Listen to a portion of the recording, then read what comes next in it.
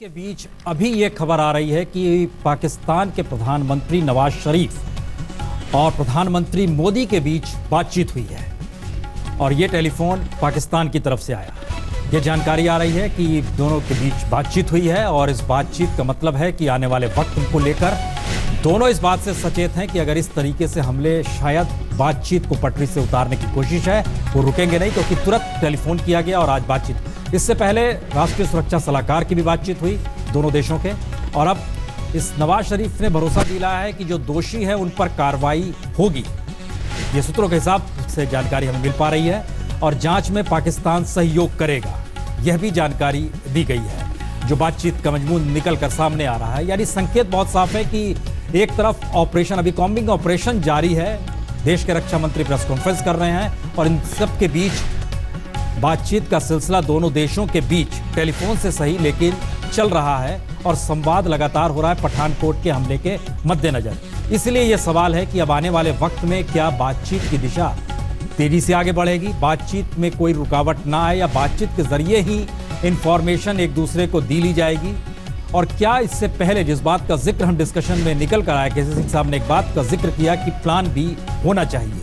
दोनों देशों के बीच प्लान भी होना चाहिए कि क्या बातचीत को लेकर किस रूप में आगे बढ़े और इस तरीके के अगर हमले होते हैं। लेकिन कई सवाल लगातार पिछले 3 दिनों से निकल कर आया है, राजनीतिक दलों ने भी निकाला और विशेषज्ञों ने भी निकाला है कि पाकिस्तान के नजरिए को देखने के लिए वहां की सेना और नवाज शरीफ को आप अलग अलग नहीं रख सकते हैं। मिनट, जो प्रधानमंत्रियों के बीच जो बातचीत हुई है, स्मिता क्या क्या निकल कर आ रहा है, क्या बातचीत हुई है स्मिता? जी क्या बातचीत हुई है, कुछ निकल कर आया सामने? देखिए, अभी दोपहर में आज ये बातचीत हुई है प्रसून, और नवाज शरीफ इस वक्त दरअसल श्रीलंका में हैं। आज ही कोलंबो पहुंचे हैं 3 दिन के आधिकारिक यात्रा के लिए। इस दौरान उन्होंने बातचीत की है। जो पाक सरकार के सूत्र हैं उनके हवाले से जा रहा है कि उन्होंने आश्वासन दिया है नरेंद्र मोदी को, ये कहा है कि साफ निर्देश दिए हैं अपने जो विदेशी मामलों के सलाहकार हैं सरताज अजीज, साथ ही साथ जो उनके नए राष्ट्रीय सुरक्षा सलाहकार हैं जंजुआ साहब, कि ये लोग मिलकर जो है जो भी भारत की तरफ से जांच को शाम में पठानकोट हमलों को लेकर जो भी इन्वेस्टिगेशन लीड दिए जा रहे हैं उनकी वो संयुक्त जांच करें। और नरेंद्र मोदी को एक बार फिर से उन्होंने जोर दिया कि दोनों नेताओं ने मिलकर, हुक्मरानों ने मिलकर जो एक रोड मैप तय किया है आगे बातचीत के लिए, उसे पटरी से उतरने ना दिया जाए। वहीं भारत के जो प्रधानमंत्री कार्यालय है वहां से ये कहा जा रहा है कि नरेंद्र मोदी ने ये भी नवाज शरीफ को बताया कि इस वक्त भारत में एक बार फिर से कितनी ज्यादा उत्सुकता, चिंताएं और साथ ही साथ आक्रोश भी है इन पठानकोट हमलों के बाद। तो इसलिए जरूरी है कि पाकिस्तान इन मामलों में कार्रवाई करता हुआ नजर आए। तो इसका मतलब है बातचीत का सिलसिला पटरी से नहीं उतरेगा, चलेगा?